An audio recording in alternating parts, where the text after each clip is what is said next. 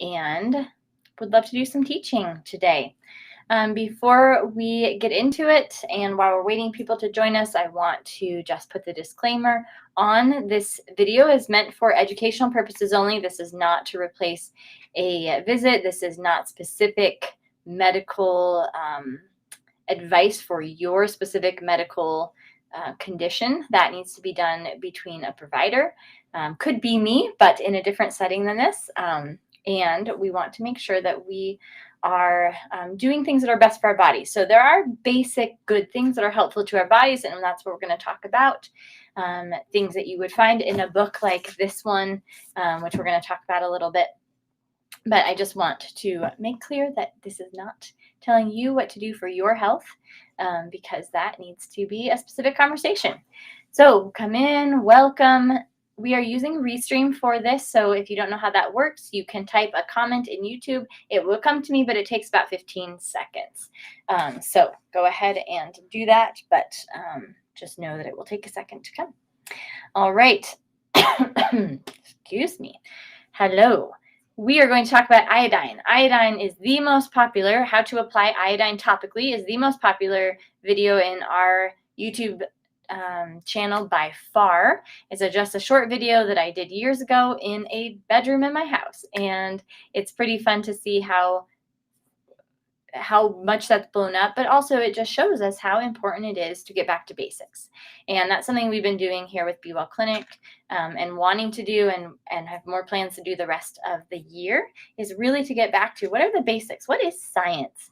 What is iodine? Why do we need it? Why do we need fat soluble vitamins? So we are going to work on that. And so today we are doing a frequently asked questions on our iodine video and on our iodine blog post that has the video posted in it, and we're going to answer those today. So getting started, I am going to just go over the basics. This is hopefully not going to be very long because we want to have this as a usable, shareable thing. And I've talked for far too long already, and I'm going to jump into it. I have a few questions that I pulled out that are the kind of quintessential questions that I get on the blog and on the YouTube video. And then I grabbed one of my favorite, best resources for me going back to what is iodine? How do I look something up? So that's what this book is. Iodine, so let's set the stage for what iodine is and what iodine is in the natural world. So iodine is a mineral found in our bodies. Some people are, quote, allergic to iodine. They are allergic to certain types of iodine or in certain forms. You actually have iodine in your bloodstream, so you can't be anaphylactically allergic to iodine. If this is you, that you think that you've not been able to use iodine, you may just need to have small amounts for different reasons, and you should talk to a practitioner. But we have iodine in our bodies. We would die without it, and so you need to get iodine in, and you need to figure out a way to get it in that is safe for you. Okay, there are two kind of schools of thought about iodine when you look at natural iodine treatment for things like hypothyroidism, things like that. I subscribe to Dr. Brownstein's camp. I can't even remember who the other person is at this point. So this is Dr. Brownstein's book, Iodine, Why You Need It, Why You Can't Live Without It. And I would recommend this for anyone who's going through specific iodine needs. This is the same person that a lot of other people that I study or follow will also study. And there is another camp, which is iodine is not safe. You should avoid it in certain conditions, as opposed to how to get it into your body in a safe way if you are having specific conditions or reactions. So I am always going to err on if something's not coming in, that's a real natural good for us thing. There's probably a reason why, not, oops, we messed up, iodine's actually bad for you, because it's not. That's not true. So anyway, just so you know, I am a Dr. Brownstein camp person. But there are other people that you'll see opposing views on in the natural world. And so that's the main reason I bring that up. It's just so you know that in the natural world, there are discussions and debates. And it's really good to have discussions and debates, because that means we are going to have better science and better testing. And we're not just going to take things for granted. So that's really important. Okay. I will be referring to this book just a little bit for a couple things, but the questions I get the most are actually very basic. So this is going to be a pretty basic video, and if we need to do another one, great. So question number 1, what kind of iodine do I put on? That's a question I get in various aspects, but that's the basis of the question. What kind of iodine do I put on?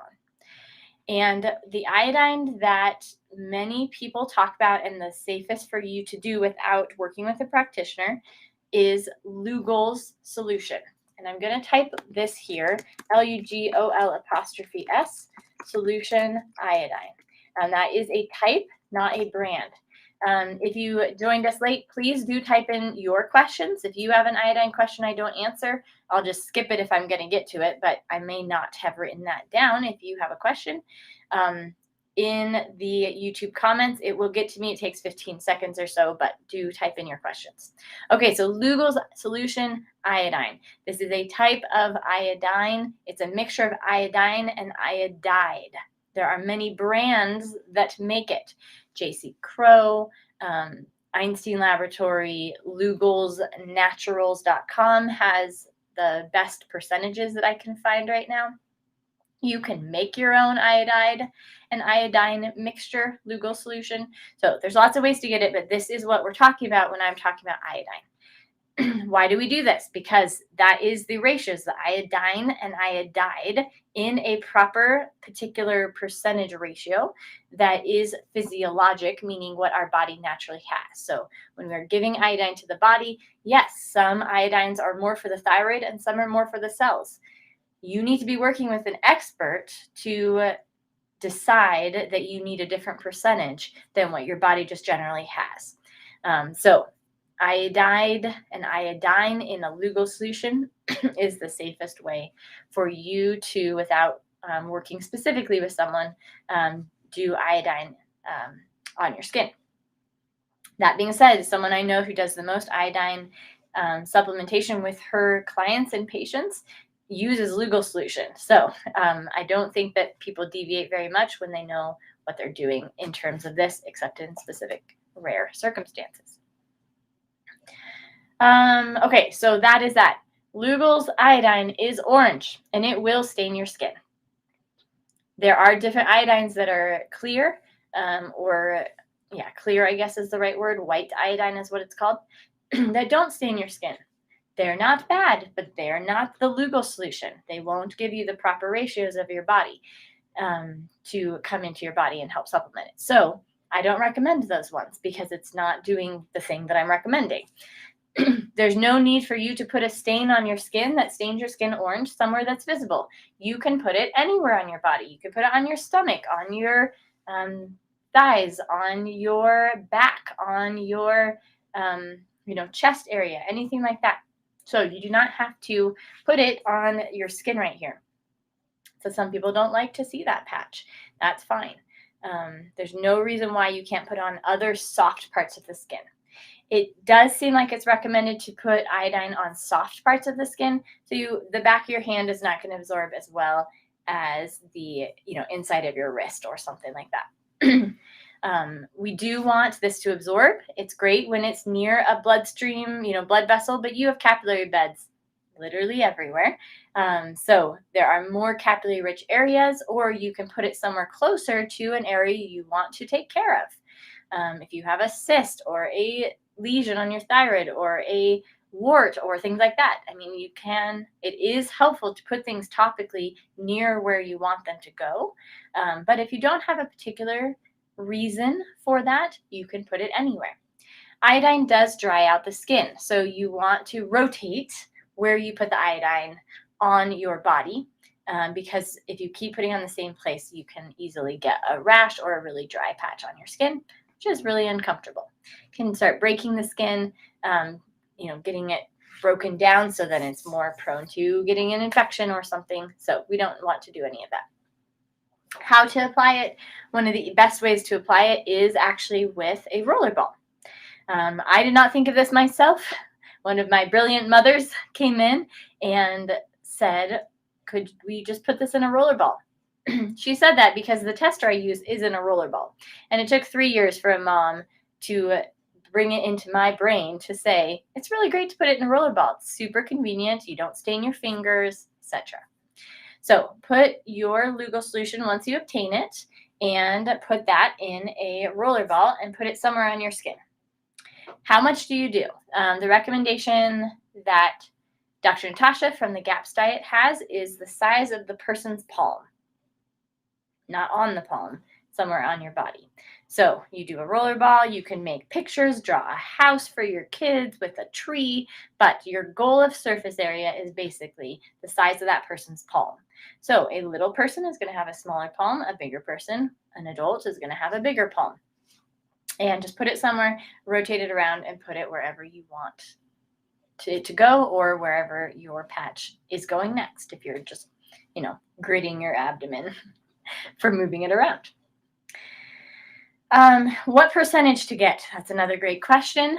The less percentage is going to be less, so it's going to take longer to catch up if you are trying to correct a deficiency.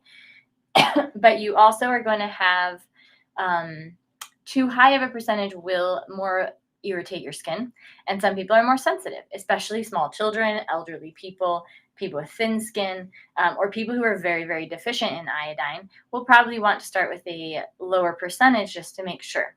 You can increase the body surface area. So if you are doing 2% and your body's doing well with it, you could make twice as big of a patch and you're kind of getting 4% iodine, kind of. So you can increase the surface area with a lower percent if you are needing to supplement faster. Or you can increase your percent. Again, lugolsnaturals.com it's the best place I found right now to get higher than 2.5%. Most iodine at Amazon is just going to be 2.5%. But if you get from a company directly, which is great, right? You're going to be able to find 5%, 7.5%, 10%, 20%. I usually recommend adults, if it's just you, to go with a 7.5 to 10%, as long as you have, you're decently healthy, you have good skin, etc. If we're doing kids and adults and we're sharing bottles, 5% often works fine for kids and adults and kind of bridges that middle ground. But you need to figure out what is going to work well for you. You can make your own iodine iodide. You can dilute it yourself. So you could look up rules about that. And if you get a higher, bigger percent, you could then dilute it down. I don't know how to do that, so go look it up before you buy it. But you can dilute it down into a lower percent, but then you started with a higher percent for whatever reason. Okay, so that's applying it. So we put it on our skin, somewhere soft. We can put it in a roller ball if you want to, or just drip it on your skin and rub it in. But then you'll stain things. Put it somewhere you don't care that it's stained. I know people who will put it all over their forearm because then they can watch when it goes away and they just put more on. But they're 65-year-old women who don't care what you think about them anymore. If you are a 20-year-old someone who wants to go clubbing, then maybe put it on, your abdomen or somewhere else. It will rub a little bit off from your clothes. So as in my clubbing example, don't put it on right before you go clubbing. But most people are probably not doing that. But it won't stain your clothes unless it's wet. So you have to wait for it to dry before you touch it with clothes or skin or anything, or it will stain that potentially permanently, probably permanently. So just be aware of that. We want it to stain your skin, and then absorb in, but it's not going to absorb in from your shirt, right? So, okay, so we put it on in a roller ball, probably soft skin of our body. I'm going to jump down to this frequently asked question, which is some of the known reactions that we have in putting on iodine. I call them expected, quote, reactions, because sometimes you put iodine on somewhere where there's a lot of toxins in your skin, and the best I can gather is that there's a detox reaction that's happening, and it causes you to be uncomfortable in your skin. You might get a rash. It might feel like you're burning, things like that. So here's the question that just came in, Carol, right here. What happens if it burns my skin? I found most of the time this happens over the abdomen, usually over the liver. Over the liver, we have a lot of toxins, and iodine is a detoxing mineral.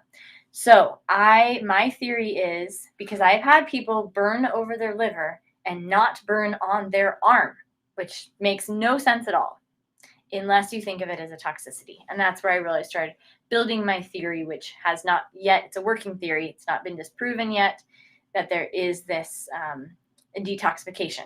Some people have toxins in their arm from a previous vaccination, for example. So they might burn somewhere else, but I find that it usually makes sense with their health history that where they burn is somewhere that's very toxic, probably. So what I would do is try it in a different area of the body. I would try a very small amount, maybe just a quarter size amount or something like that, and see if it works. It's possible that your bottle, something went wrong with the manufacturers, if it's someone that you don't trust maybe, or you haven't used them before. So I wouldn't go beyond looking for a different bottle. But if you put it on and it doesn't burn you, even though it burns someone else, then I would say it's probably not the iodine. It's probably what's happening as a reaction to you. What happens when we have iodine burns that from detoxing? Obviously, don't hurt yourself. So figure out a way to make it okay, or do it a different way, or go talk to a practitioner. But one thing you could try is just moving it to a different location and seeing what happens. If you need iodine and your iodine detox you that strong, you probably, as long as it's good quality and not, cut with something and bad, but if it is that strong of a reaction, you desperately need to detox some of your cells, most likely. And so I would not give up on that. That would not be a good idea. Sorry, my shirt is driving me crazy today. Okay. Great. So that's what I think maybe happens. Thank you, Carol, for that very appropriate timed comment on expected reactions. What are other expected reactions? I know this sounds silly, but people ask, your skin will turn orange, and then it won't anymore. And people ask, how long does it stay stained? Well, as long as you are sucking the iodine in, once the iodine's all absorbed in, or some of it does evaporate off. But once it's all absorbed in, then you need more iodine. So then you put another stain on your skin. So the staining is the point of putting iodine on. It's an expected reaction because it's supposed to happen. You're supposed to have orange stained skin. That's what we're trying to go for. People who are really familiar with the white iodine get very confused by the staining. How long does the stain stay is how much iodine you need. We need iodine in our bodies, and when we supplement any mineral on our skin, it's actually one of the best natural ways for our body to get things in, minerals in. We are made to swim in natural lakes and rivers and streams. That's why a trip to the seashore is so healthy for many people with most conditions. Not always, but usually going to the seashore and being in the ocean and all of that, or going to hot springs, right? There's a reason those are healing places. It's because of minerals. And soaking in minerals, physically putting it in contact with your skin, is one of the best ways to get minerals in our body. Our bodies are designed for that. And so putting iodine in your skin is a great way to do that. When we're absorbing minerals in, if the body's more desperate, it will absorb it quicker than if it's less desperate. So that is a super helpful thing. If your iodine patch goes away in 4 hours, you need iodine most likely a lot more than if your patch stays for 24 hours before it's faded and gone and absorbed into your body. So how long does it stay? Depends. And that is the point. And that's actually something that tells you information about you, which is very exciting. Okay. Other expected reactions. Anyone else had a reaction that they want to ask about? So we stain the skin. Sometimes it burns. Sometimes it rashes. It definitely can dry. Iodine is a drying. I don't know if it's officially an astringent, but it's in the astringent kind of reaction, which means drying. And so if you keep putting it on the same place over and over, you will have a drying, rashing potential reaction. The detoxification can also cause a rashing reaction as well. So sometimes that's what's happening too. Sometimes we are having a more internal reaction from the iodine. And this is what I think some people who react, quote, allergically to iodine are experiencing. And that is when you get enough iodine in your cells, they start detoxing, and that detoxing feels bleh. It's like getting a massage and not drinking enough water. And so it can be really freaky for people who are not used to die-off or detox or healing reactions, which are all different words for eventually you have a lot of toxins in your bloodstream because of something good that you did for your body. And so if we have that healing reaction or detox reaction from the iodine, it doesn't mean something's wrong. It means you were really deficient. However, this can be very confusing, and sometimes it can be a bad reaction because you didn't have enough supporting minerals, or you don't have enough phase 1 detoxification ability in your liver to handle the toxins coming at you. So it's actually making you more sick and could be damaging. So number 1, if you're feeling really bad from something you're doing, you should stop doing it. You may be able to just slow down and do less of it.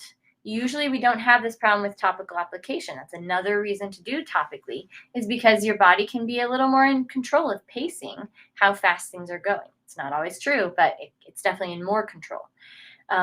If you're doing something that's making you feel awful or it's burning your skin, your body's telling you something. You can wash that iodine off. It will wash off. So you don't want to put iodine on and then get in the shower or the hot tub or something like that. But if it's burning or you're having issue, you can wash it off. I've had people get a little bit dizzy. They were really depleted in iodine. I've had people, feel burning or more internal, like over their liver. You can't see where I'm pointing, but over their liver have more burning or internal bleh going on in their intestines. That can be a detoxification reaction. When we have an intense detox reaction, usually we can just slow down. Just do a quarter size every other day or once a week instead of a palm size every day. Things like that. Number 2, I'm going to emphasize again, don't keep doing something unless you know that it's good from an expert told you for you, your body, it's okay to keep going. Don't do stuff that feels awful for your body. The body is smart. It tells you things for a reason. Pay attention. Don't keep doing something that feels really bad for you. But if you need iodine, don't figure out a way to make it work. Okay, so work with someone, read some more books, do something to figure out what's going on so that you can get iodine in your body, especially if you have a strong reaction and desperately seem to need it. You got to get it in or things are just going to get worse, right? Okay, so sometimes we have the internal healing or detox reaction that makes us feel kind of crappy. Slow down, drink lots of water. Sometimes we need to take minerals that support our body because we are stressing our thyroid out. One of the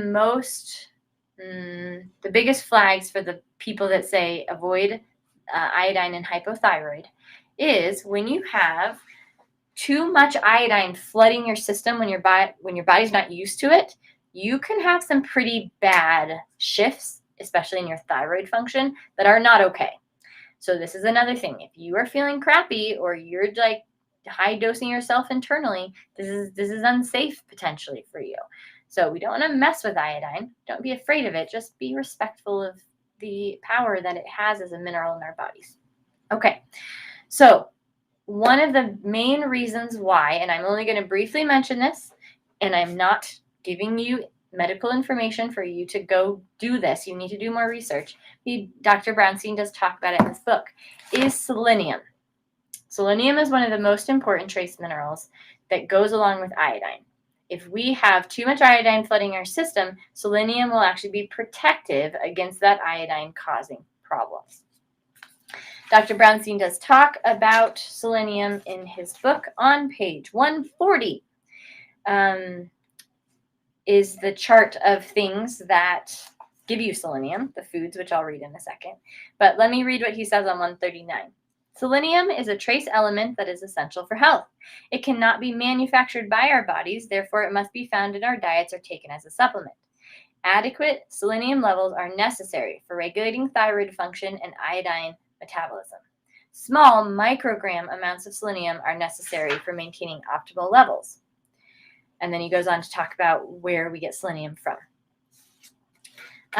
Most people get enough selenium unless something is, stealing it or using it up, or it's there's something else wrong.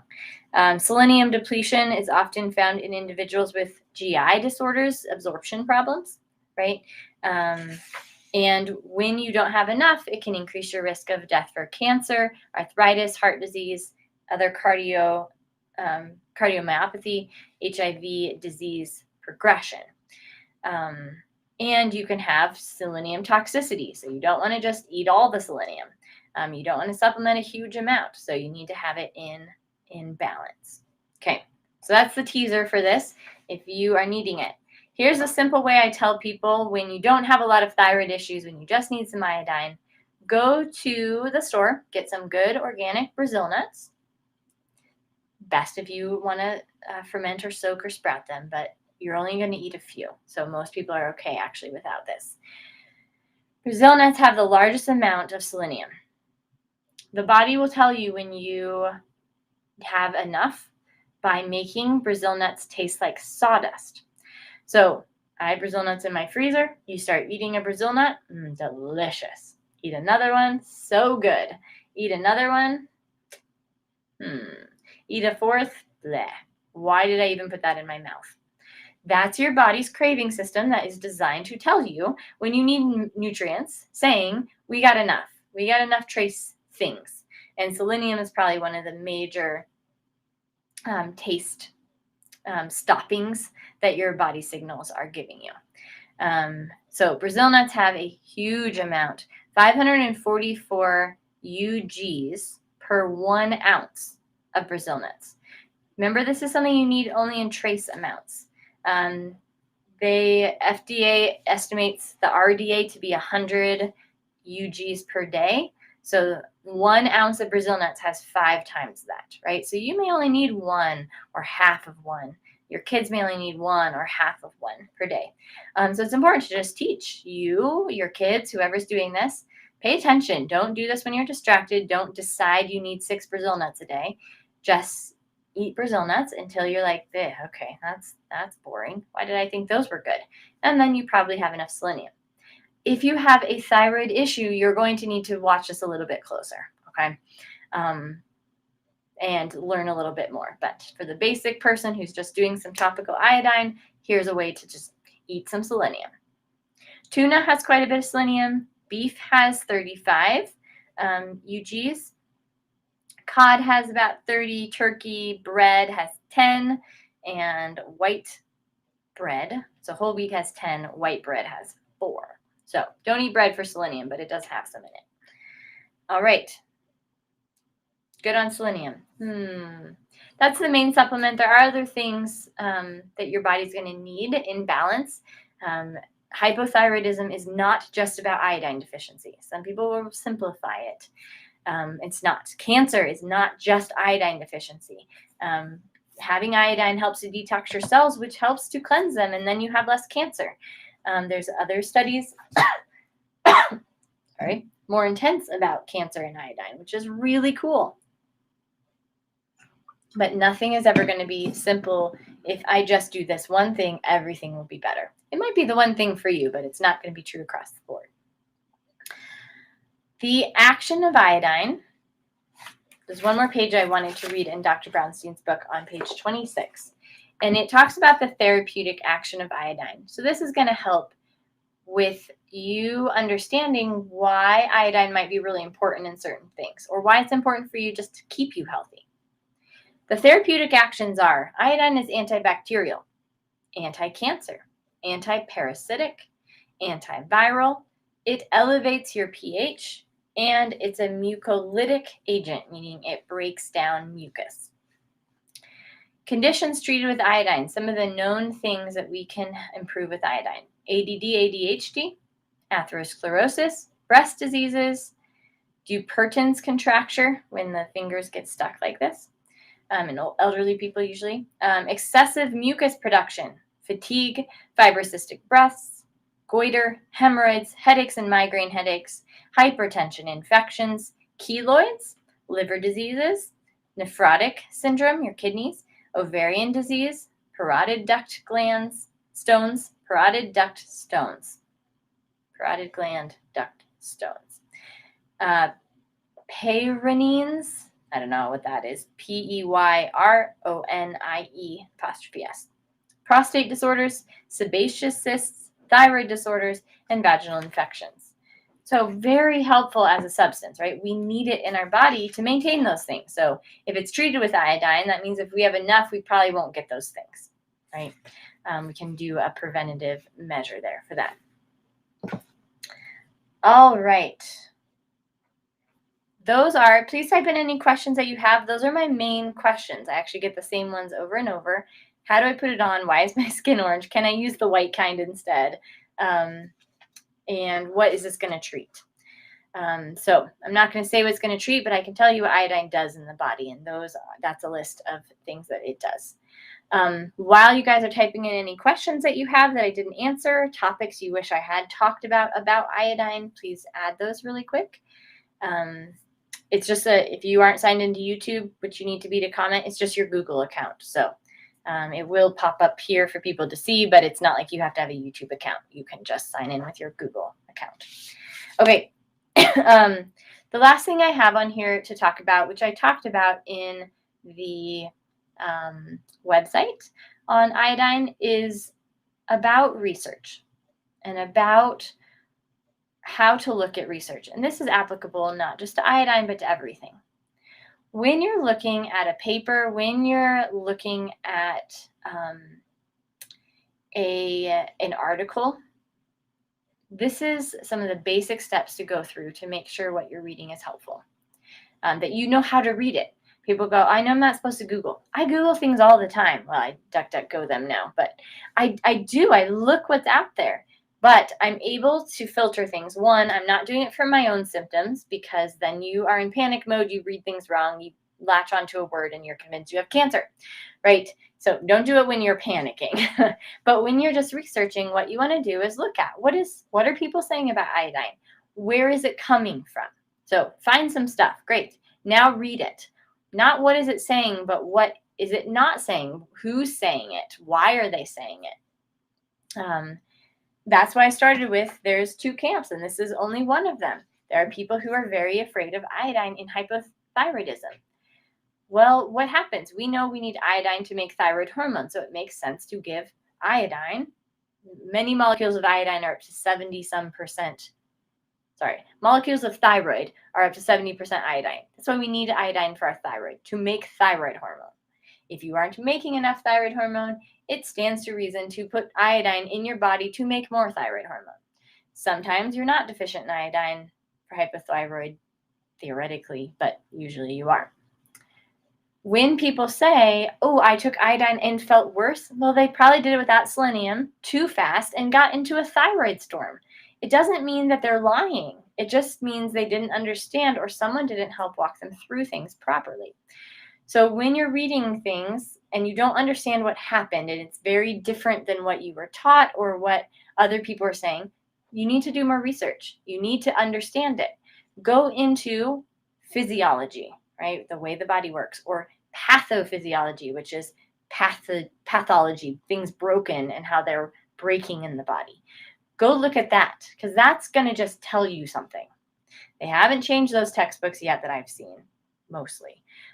Immune system, good luck on that. But for most things, you can go look at what thyroid hormone does in the body and where it goes and what it's made of, because that's just basic knowledge, right? We're not putting an opinion on.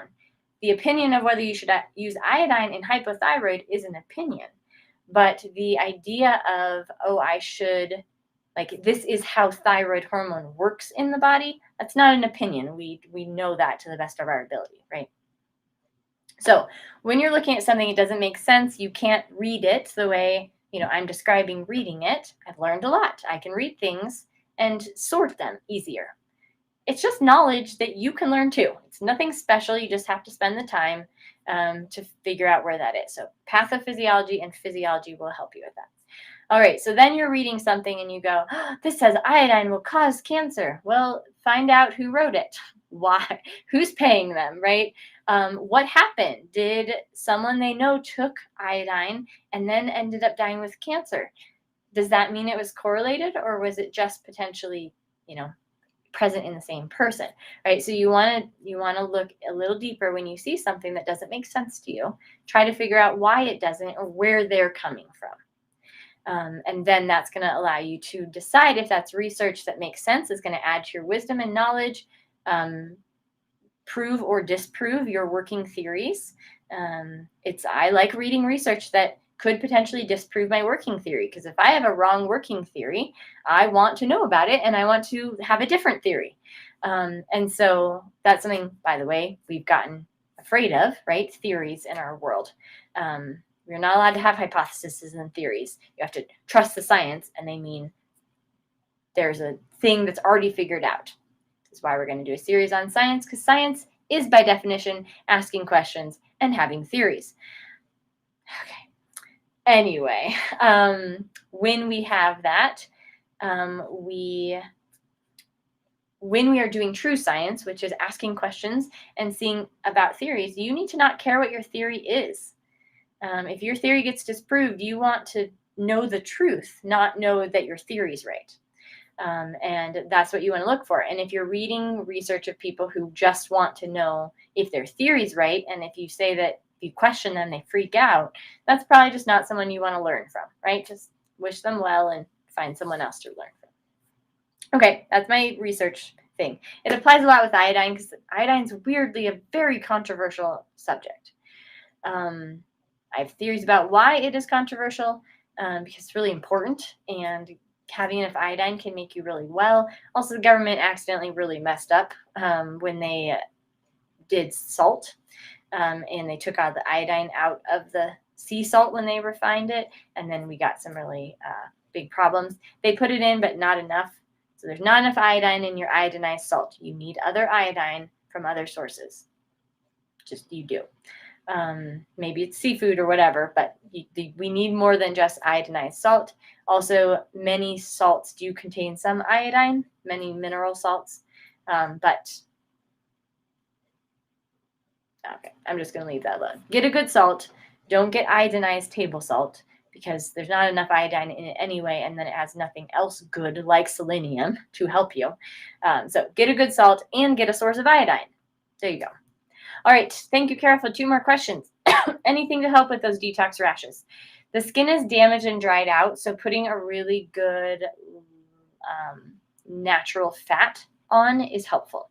Sour cream's lovely. I have a whole blog post, and it's the best. Put some sour cream on it, because it is fat-soluble vitamins and probiotics, which will help repair your skin. You could do a tallow. You could do tallow with probiotic powder. You could do a good lard, beeswax. Animal fat is fine. Animal fat's better. Plant oils can also be good, but they're not always as nourishing to the skin when it's been damaged. So I would put some fat on it, probably animal fat, probably with some probiotic.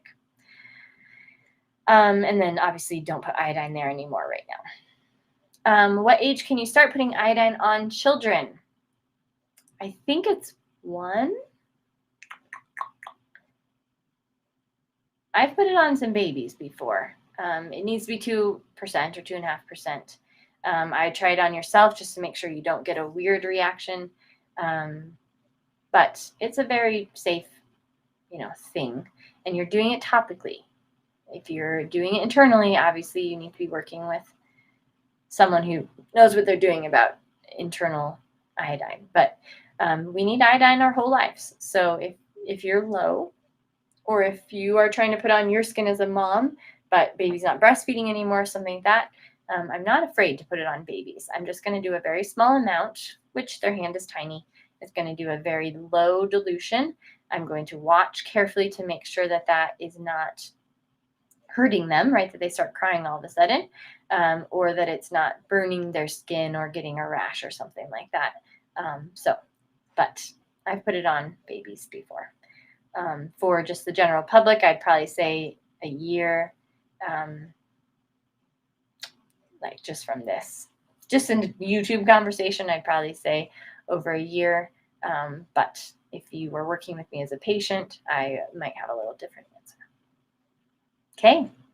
Thank you, everyone, for being on. Thank you, Kara, for asking some questions. Thank you, everyone, for thinking your questions or previously asking questions that I answered here. Hopefully this is helpful and gives you a little bit more information about how to put iodine on, why we put iodine on, and some of the controversies. Mom can definitely use it during nursing. That's going to be great. Anything that she has in her bloodstream is going to get concentrated and put through the milk. Natural substances are great. Unnatural ones, not great. There is iodine in milk, actually, in raw milk before it's been pasteurized. So that is actually a source of iodine. So babies may be a little better off if they're breastfeeding, because mom's probably giving some of her iodine up. But if mom's super deficient, obviously that would be something that needs to be utilized. I can't remember how much iodine. I feel like it's decent amount, actually. I just heard a lecture about it again, but I can't remember. I heard from the Weston A. Price Foundation. So if you go to westonaprice.org, they have a ton of articles about lots of health topics, nutrients, things like that.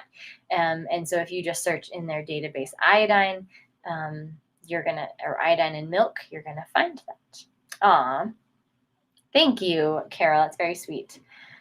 Okay, well, I don't see any more comments going in. I want to cut this off before 45 minutes, so this is a more doable lecture. Actually went longer than I thought I was going to, but there was a lot to talk about. Iodine is a big deal, and it's a big topic. So I would recommend you go get this book, do some research, find out what iodine does for you, and then start doing it.